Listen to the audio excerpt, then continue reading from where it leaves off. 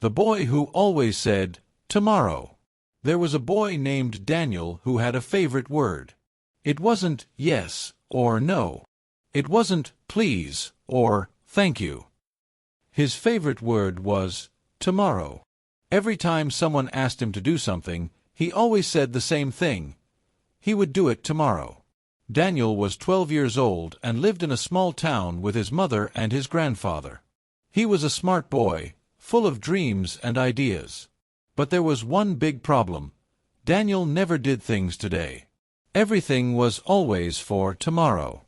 When his grandfather asked him to help in the garden, Daniel always promised he would do it tomorrow. When his mother reminded him to study for his tests, he smiled and said he would study tomorrow because he had time. Days turned into weeks. Weeks turned into months. And Daniel kept saying the same word, tomorrow. One afternoon, Daniel's grandfather called him to the living room. The old man was sitting in his favorite chair, holding an old wooden box. He wanted to show Daniel something special, something important. But Daniel was busy with his phone. He told his grandfather they could do it tomorrow. His grandfather's smile faded a little, but he nodded and agreed. They would do it tomorrow then. The next day came, and Daniel forgot about the wooden box. His grandfather asked again the following week, and once more, Daniel promised it would be tomorrow. He really promised this time. But tomorrow never came. At school, Daniel's teacher announced something exciting. They were starting a special art competition, and the winner would get a scholarship to the summer art camp. The students had 3 weeks to create their projects. Daniel loved art. He loved to draw and paint. His eyes lit up with excitement when he heard about the competition. This was his dream. But when he got home, he put his backpack down and thought about how he had 3 weeks. He could start tomorrow. Days passed. His friends started working on their projects. They showed Daniel their sketches and ideas. His best friend Mike asked him when he was going to start his project. Daniel answered that he would start tomorrow. He told Mike he already had the perfect idea in his head. 1 week passed. Then 2 weeks. Daniel still hadn't started. He always found something else to do. Video games were more fun. Watching videos was easier. There was always tomorrow.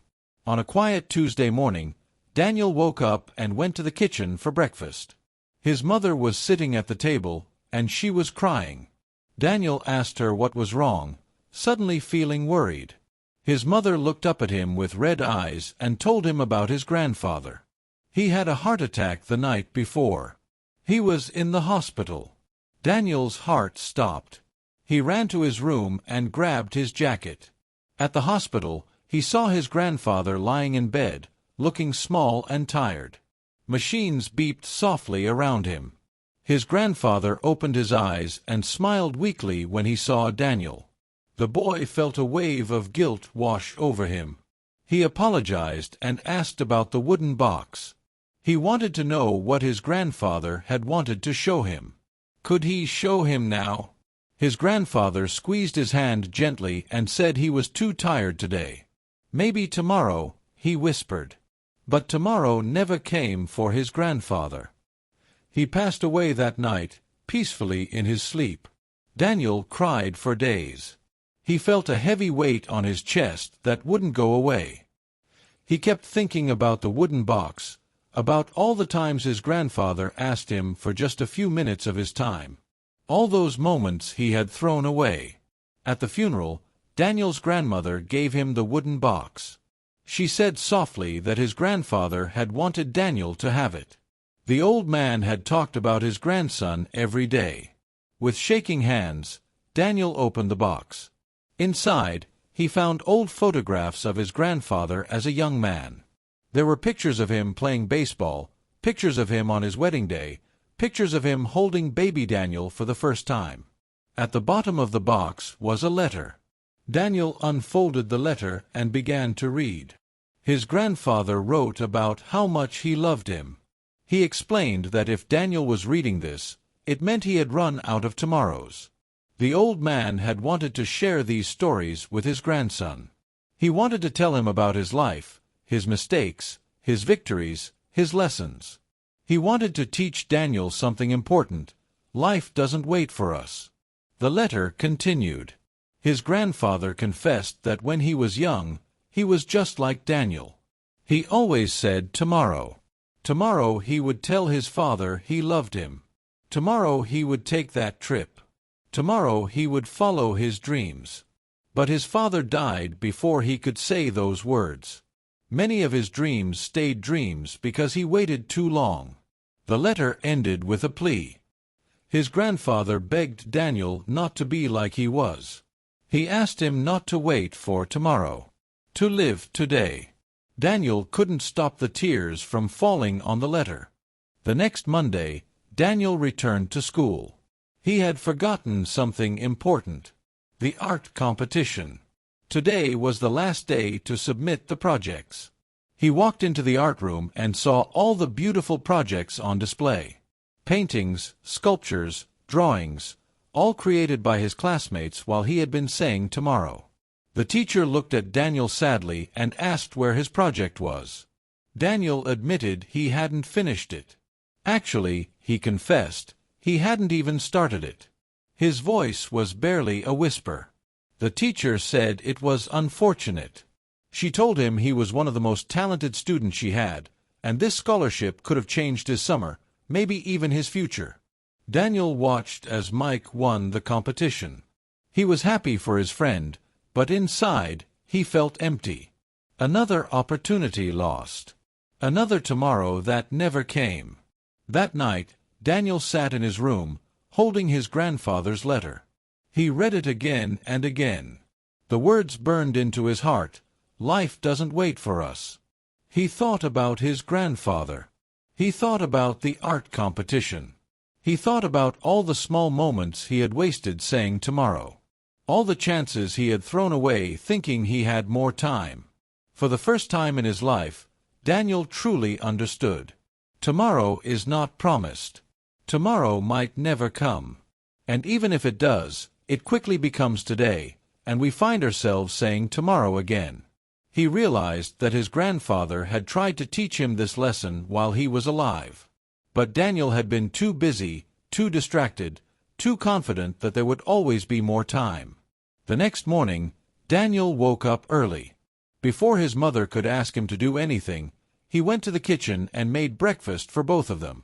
His mother came into the kitchen and was completely surprised. She asked what this was all about. Daniel told her he wanted to do something nice for her today. Not tomorrow. Today. His mother's eyes filled with tears, and she hugged him tight.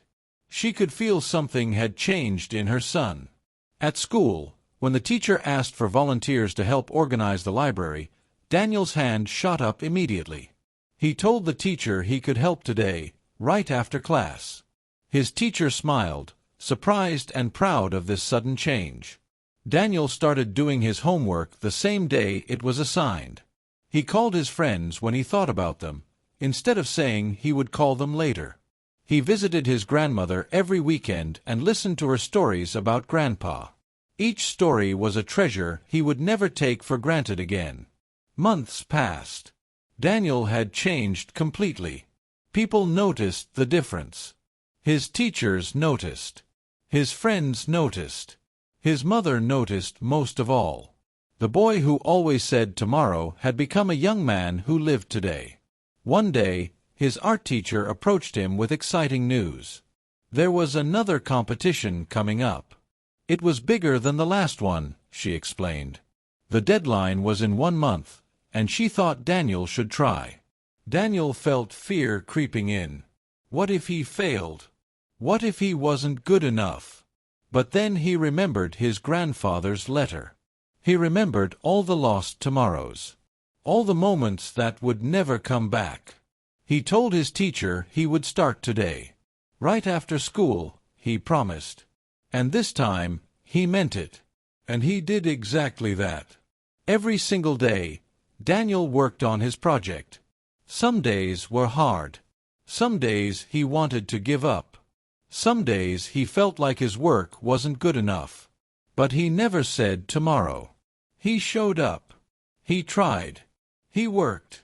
He poured his heart into every brushstroke.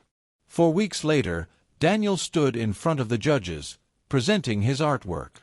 It was a painting of an old man and a young boy, sitting together, looking at a wooden box. The painting was full of emotion, full of color, full of life. You could feel the love and the regret in every detail. One of the judges asked what had inspired this painting.